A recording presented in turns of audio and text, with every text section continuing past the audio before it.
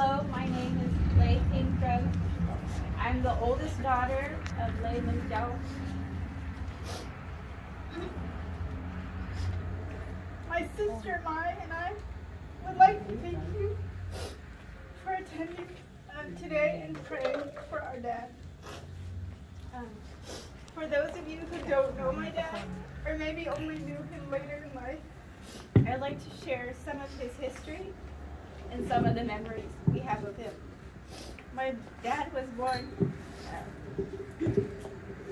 in Yaden, Bigwa. He was one of 7 children and is survived by 1 older brother, 4 older sisters, and 1 younger sister.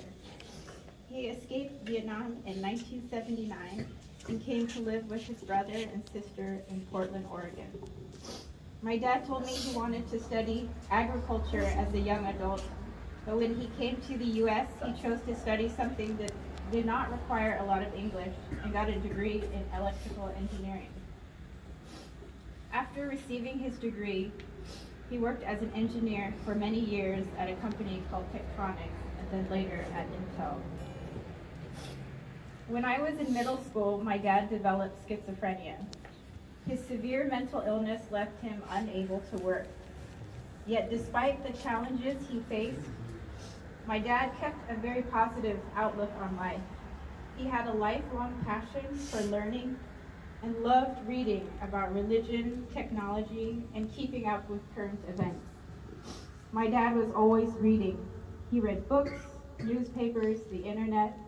When we went to the mall together, he would prefer to wait at the bookstore and just read.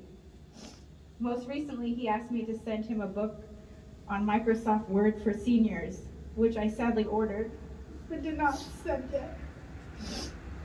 Along with reading, he also liked to write.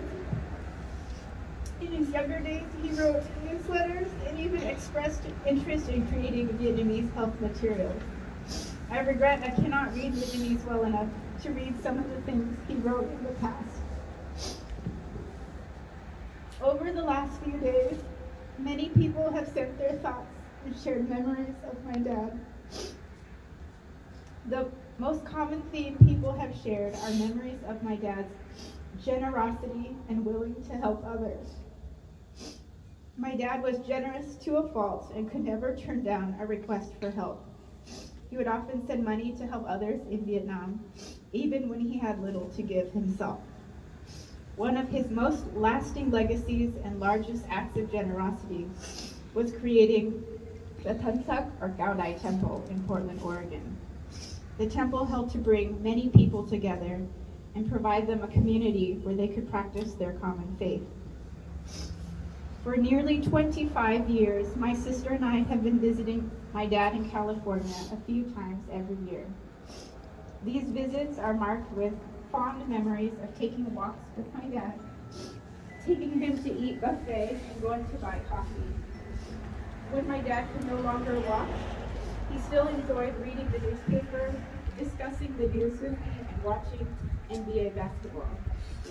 When he was bored, he would often call me to ask what I was cooking, how I was doing, and make sure my marriage is going okay. The conversations were often short, but he always ended the call saying, "I love you."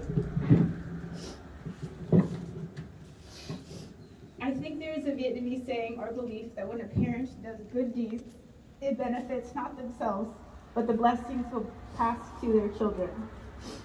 Throughout my dad's life, he modeled tremendous compassion and generosity. I look at all the blessings in my life and know that a large part of who I am and what I have is because of him. I hope to pass on the same blessings to my children by following my father's legacy of modeling compassion and generosity. On behalf of my sister and I would like to give sincere thanks to Go Nam for being my dad's primary caretaker for many years. I think you're not only his sister, but closest friend. I want to thank Bác CHÂU for being here to represent our family, for people who cannot come. And today he's not here, but also to Julau, a family friend who visited and brought food for my dad for many years. And to all of you and everyone who supported my dad and our family throughout the years. While I don't think my dad lived the life he imagined for himself, he lived a very meaningful life that I hope will be remembered by many.